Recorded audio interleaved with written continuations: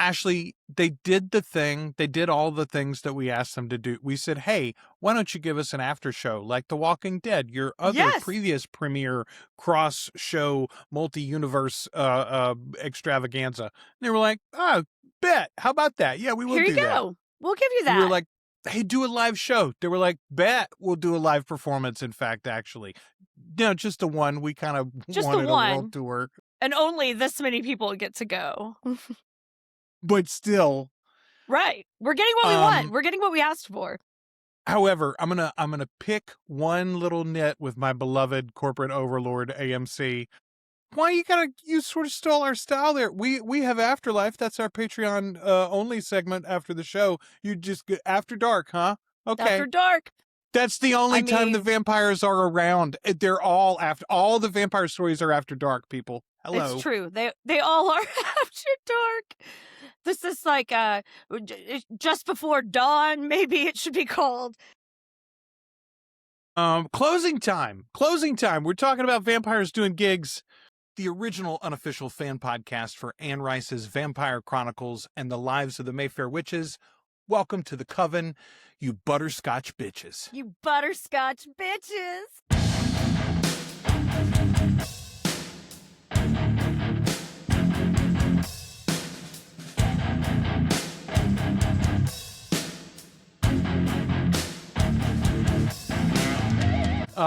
Anyway, no, it's fine. And listen, I need you to go. I'm assuming, by the way, that you've seen, if you're watching us, we are talking about the After Dark preview. Every week, yes. We're going to get the Vampire Lestat After Dark. It'll be our after show for the episode, 20-ish minutes of content instead of 3 minutes of content with the episode insiders. I love that idea. Yeah. I am assuming, though, this will probably replace the episode insider. Do you think, or will we still get those too? We might still get those. I'm sure they're filming a lot of that kind of content, behind the scenes stuff and whatnot regardless. But I don't know. This is so much fun. And I loved Talking Dead. I thought that was when I was super into that show, I would look forward to the after show. Like, it was so much fun. You never knew who was going to be on. People would pop up, like if somebody died, they were definitely going to be on eventually, It was just always fun to kind of have a little post-mortem with other super fans and, and the people involved. It was fun to pick it apart. So I'm looking forward to this so much. I'm watching Lost with the kids very slowly. We're only 10 episodes in right now, I think. But one of the things that it is reminding me of is my favorite part of Lost actually was not the show. It was the email chain that I was in following every episode with 10, and then it became 20 people where we were emailing back and forth. It was effectively a message thread, right? Or a chat board, but all done through our email boxes. But we still maintain some touch and friendship from a distance with each other. And really the only thing many of us have in common is the fact that we really liked Lost back then. Yeah. And that person knows the group through such and such. We've all got 1 or 2 points of contact, but still it was that shared, oh my God, here's this thing that I love. It's one of the reasons why people like our podcast. It's one of the reasons why people like after shows in general. And I love that AMC has done it. Now, this is not going to be ever more revealing than they want to be, right? No. There actually will be no spoilers here. No one will establish the great grand theory of unified vampirism through this show. No, generally speaking, it is literally let's talk about what just happened, and not about, it's always there's always going to be a little speculation for what's coming up next, but you're not going to find out any unless, Bogosian's on there and he accidentally let something slip, which is always possible. Or they feel like they've left out our buddy down on the end too long, and he sticks his head. Hey, do you know that by the way, the Queen's going to be on there? Tell them about the Queen, Rollin. We're really Mark excited. Johnson. Just Mark Johnson's so hilarious. Just randomly popping up from the subset across the way. Kelly and I have started watching the studio on Apple TV, with Seth Rogen. It won a bunch of awards, I think, last year, but Yeah. we finally got around to it. And it is so wonderful in that it shows so clearly how, I mean, all of the things that we sort of joke about Mark being, the executives in Yes. that show Are. absolutely do. Yes, yes. We're I not, love it. that is not just a joke that we came up with. That is apparently a trope in Hollywood. So there you go. We love it. Okay. I want to start with this because this is, I think, the biggest thing in some ways of the entire episode, this After Dark preview. Marlen calls this a pilot. He referred to it as a pilot. And I mean, and listen, we know that they changed the name of the show, right? But on the other hand, TV Time and so many other places where you track your TV watching and whatnot, this is just showing up as season 3 Right. of the show that already exists. Even Yes. AMC in certain places have sort of mixed their metaphors about what this is and everything.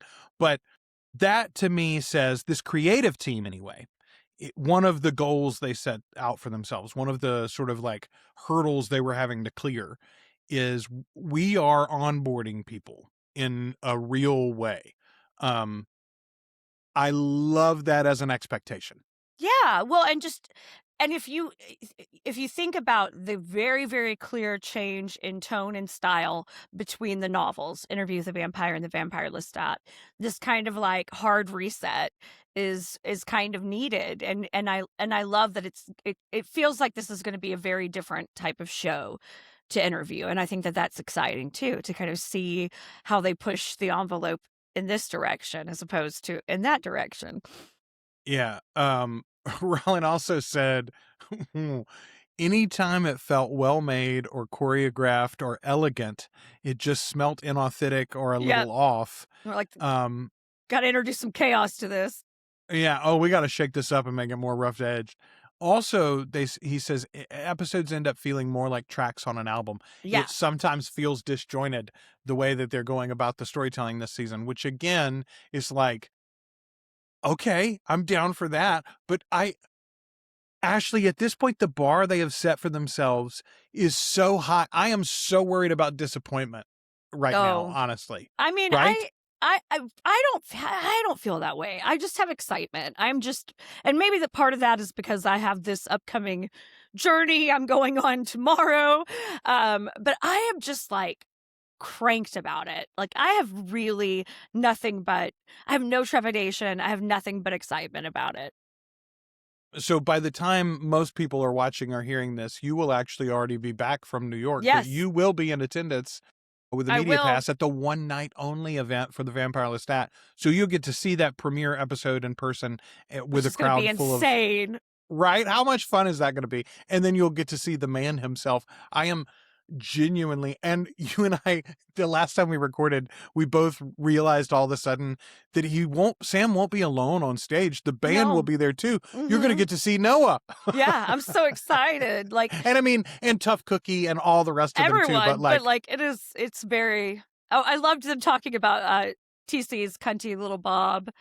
It's like, who gets the cunty little Bob this season? Also, I don't know, like, we've seen enough of Gabriella that it looks like she's got a pretty cunty bob sometimes this season too. Yeah. Well, and knowing her hairstyle is going to change. Yeah. She'll be serving it. So, again, there wasn't like anything like incredibly revealing. I did like that we got a surprise. Delaney shows back up. Oh, and also jumping up from behind the couch was the cutest, most adorable, hilarious shit I've ever seen in my life. Kim, I don't know that was specifically them like making so. To me, that it literally felt like Oscar the Grouch coming out suddenly when they're having like a real good moment on Sesame Street, and then all of a sudden he's like, "Why are you out here being Except like Oscar was like, "I'm back here in my mental health hole. Like it's very good back here behind the couch. Is it safe out there too?" Yeah, so cute. And just his sweet little face. My God, it's the difference between Asad and Sam and their characters is just astounding to me. The way that they are both just the antithesis, it seems, of the characters that they play is just so delicious. Soft and so gentle human beings, right? Sam comes across so quiet and like reserved and okay. him not understanding Reddit at the beginning of the, I was didn't make a note about that, but they said that was something so about cute. on the interview with the vampire subreddit, and he goes, "What's the main Reddit?" And they're like, "No, Reddit is the main Reddit, Reddit's Sam. the Reddit. Everything is a subreddit, actually. Yours, the one for you, is what we were. Yeah, but what would the main Reddit? Because sub means. Am I wrong? Don't worry about it. It's fine. Don't worry about it. You're adorable. You're precious. Okay, I realized that I didn't write the host's name down. What is Well, the she's host of lovely. this thing? She is. She's great. Lizzie Bassett. So Lizzie Bassett hosts What Went Wrong as well, which I have not watched previously, but I'm like well aware of. I've seen like sometimes news will break on something on that show, and I'll see it quoted somewhere else or whatever, so I'm aware of it. She's great. And I said this in our chat group, but here's the difference between this and the official podcast, which I did not really care for. Again, I'm glad any media you want to make about the show, I'm glad you're doing it. Good for you. Let's make more of it.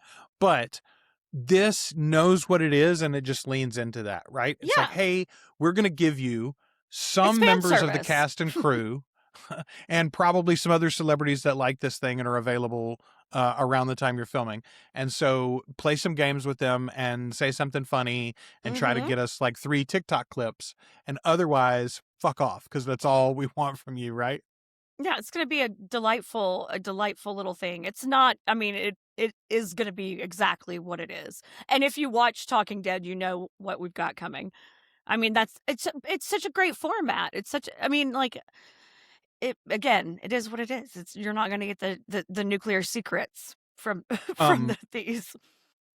The one thing that I do think is really noteworthy from this episode in particular was that AMC stuck in Alexandria Daddario from Mayfair Witches to ask a question. I like that they were like, "Oh, is she talking shit? Is she trying to start some beef?" Okay, somebody, I can't remember even who said it, but the quote that I wrote down was, "That was a bit comparative." I think it was Sam that said it. Whoever it was, it felt like a little slight back at Alexandria. Like, oh, you comparing, is your show equal to ours? Is that, we don't need random guest stars, actually. I did catch, and I think it was Marlen who said it.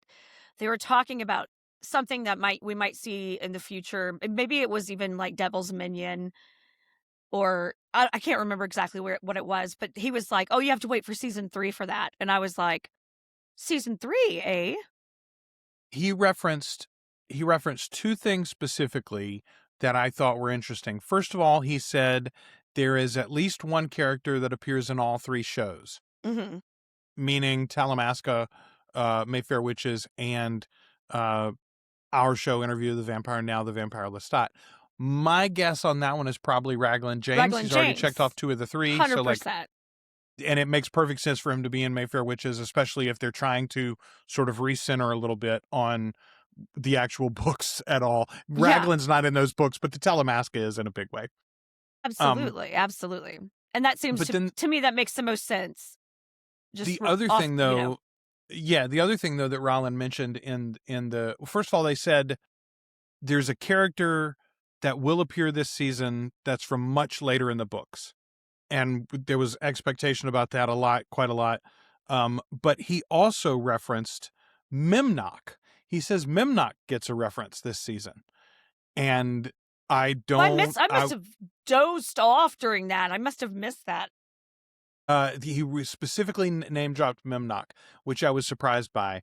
And I'm super excited by. I think one of the biggest mysteries for you and I as we get into season 3, the Vampire Lestat proper, is like, how are they unfolding the next phase of this story? Whether it's 2 seasons for this one book or 2 or 3 seasons for this book and the next book together, whatever however they're laying it out.